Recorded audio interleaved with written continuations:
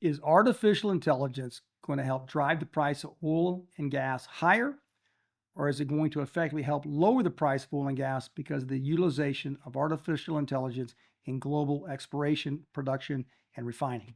The fact of the matter is, folks, is we're dealing with multiple factors with artificial intelligence when it comes to the oil and gas business.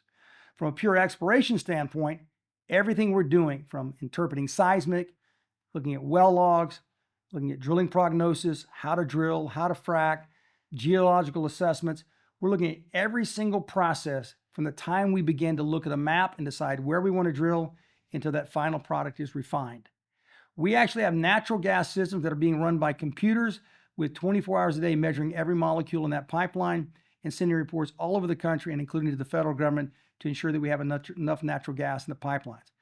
You add artificial intelligence to that, now it's real time, and it takes all the subjectivity of human analysis all along that process, it takes it out of the way, and now you have a much more refined and finite volumetrics calculations on volumes in oil, gas, refineries, etc. So from exploration, using it to drill 3-4 miles in the ground, using all kinds of satellite imagery and having drill bits followed by computer chips feeding into a computer station that's reading off of satellites for accuracy.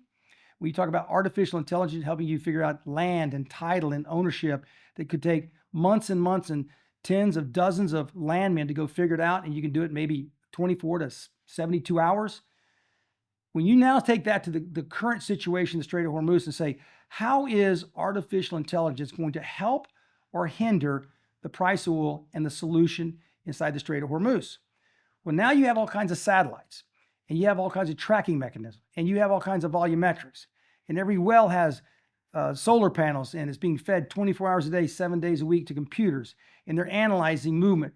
This pipeline has so much pressure based on the calculation, and AI is streamlining and aggregating all that data in such a way that if you have access to that artificial intelligence and the mechanisms being compressed and utilized by AI, you have a much more accelerated timeline in understanding the global market in terms of supply and demand.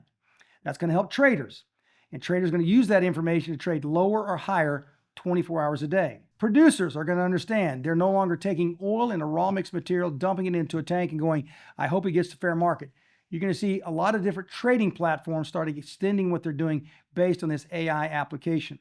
Everything we do in our exploration effort, in our production effort, in our acquisitions is all being implemented with artificial intelligence. Not to mention that the consumption side of the AI trend and evolution is going to increase demand by substantial amounts. Everyone likes to focus on what the United States is doing when it comes to data centers and AI. But how about extrapolating that across every other country, taking what the US is spending and investing, Meta and Oracle and Microsoft, and then you look at the joint relationship between oil and gas pipeline companies supplying the gas and the energy for those data centers. You look at the oil and gas companies that are using gas coming out of the wellhead and redirecting it toward pipelines that ultimately end up giving long-term contracts to AI data centers.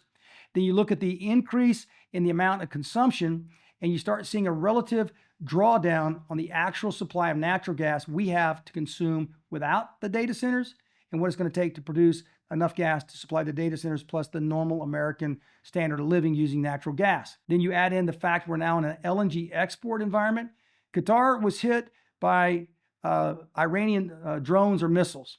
They said there was about 20% of their LNG export offline when they got hit about 8 to 10 weeks ago. The report out yesterday said they're delivering 5% of their normal LNG.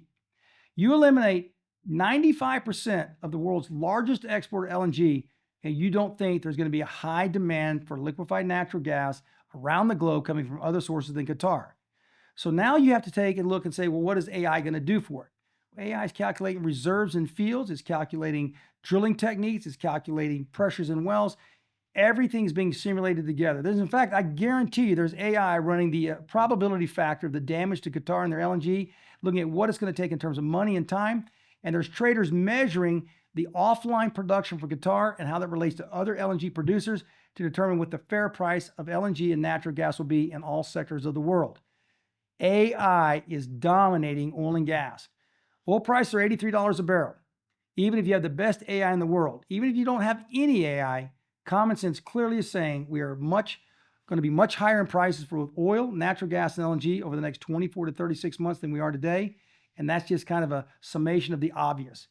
But you add artificial intelligence, the consumption it's going to take, the manipulation and the data concentration and the transparency of a market that's been globally fractionized for the last 100 years. You now put it into an AI data-driven system. It's going to be quite staggering, the realization of real-time volumes, real-time supplies, and real-time logistics. AI is here to stay, and it's going to change the oil and gas platform globally over the next 10 years in ways most of us cannot even imagine.